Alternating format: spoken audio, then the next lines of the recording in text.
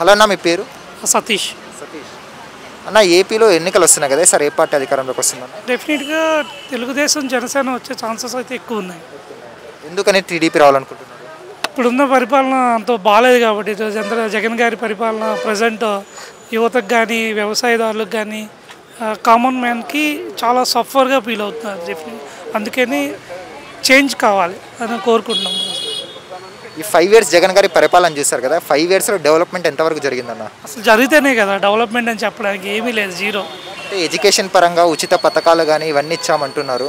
ఇంతకుముందు కూడా ఉన్నాయి ఈ పథకాలని, కాకపోతే ఇంతకుముందు ఏంటంటే డైరెక్ట్గా ఏవైతే ఐటమ్స్ కానీ ఇవి ఇచ్చేవారు, ఇప్పుడంటే డబ్బులు ఇస్తున్నాడు. అది మనం కట్టిన ట్యాక్స్లే కదా. ఇప్పుడు అభివృద్ధి చేసి దాంట్లో వచ్చి ఇన్ఫ్రాస్ట్రక్చర్ డెవలప్మెంట్ చేసి దాన్ని ఇవ్వచ్చు, కానీ మనం కట్టిన ట్యాక్స్లు మనకు తిరిగి ఇస్తున్నాడు. దానివల్ల ఇప్పుడు ఏంటి, విద్యుత్ ఛార్జీలు పెంచారు, పెట్రోల్ ఛార్జీలు పెంచారు, నిత్యావసర వస్తువులు ధరలు పెరిగిపోయాయి, విపరీతంగా పెరిగాయి. సో ఇవన్నీ పెంచి ఇప్పుడు 10 రూపాయలు ఇచ్చి 100 రూపాయలు తీసుకోవడం అంటే ప్రజలకి భారమే కదా. ఉచిత పథకాలు ఇస్తున్నారు, ప్రజలు కానీ తీసుకుంటున్నారు, ఇంకా ఉచిత పథకాల మీద బ్రతకడం ఎంతవరకు కరెక్ట్ అంటారు? 100% తప్పు. యాక్చువల్గా ప్రజలు కూడా అది ఆలోచించాలి.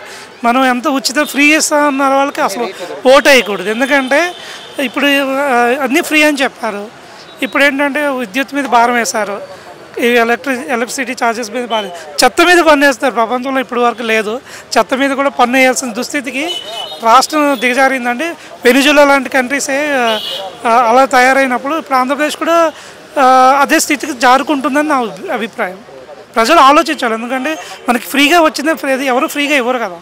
సో ఫ్రీగా కానీ కాకుండా మెరుగైన అభివృద్ధి కానీ ఇస్తే మనకి ఇన్ఫ్రాస్ట్రక్చర్ కానీ, లేకపోతే మన కాళ్ళ మీద మనం బతకడానికి సరైన శక్తిని ఇవ్వాలి, అంతే తప్ప ఈ ఉచిత పథకాల వల్ల ప్రజలకే నష్టం. వైఎస్ షర్మిల గారు ఎంట్రీ ఇచ్చారన్న, వాళ్ళిద్దరి మధ్య నిజంగానే గొడవలు ఉన్నాయా, లేకుంటే అన్న మీద కోపంతో ఏమన్నా వచ్చి కాంగ్రెస్ పార్టీలో చేరింది అనుకోవచ్చా?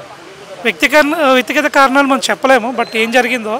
కానీ ఏంటంటే ఇదొక ఇద్దరు ఏమో ఆడొచ్చేమో గేమ్, నాకు అయితే అది తెలియదు. ఆంధ్రప్రదేశ్లో కూడా అదే కాంగ్రెస్ పార్టీతో పొత్తు పెట్టుకునే అవకాశం ఉందా చంద్రబాబు నాయుడు?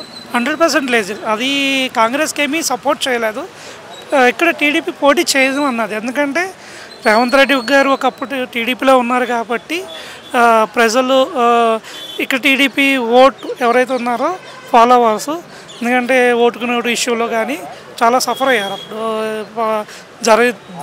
ఏం జరిగిందో తెలియదు, బట్ ఆ సిచ్యువేషన్లో పార్టీ చాలా ఇబ్బంది పడింది, చూసాం కూడాను.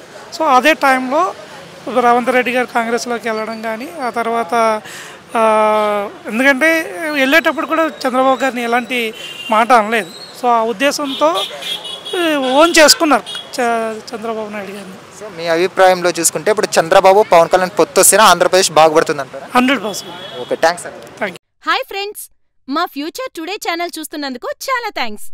మరిన్ని లేటెస్ట్ వీడియోస్ కోసం వెంటనే సబ్స్క్రైబ్ చేయండి. అలాగే ఈ బెల్ని కూడా రింగ్ చేసేయండి. మా లేటెస్ట్ వీడియోస్ నోటిఫికేషన్స్ అన్నీ మీ మొబైల్లో వస్తాయి. మా వీడియోస్ మీకు నచ్చితే లైక్ చేయండి, షేర్ చేయండి, నచ్చకపోతే కామెంట్ చేయండి.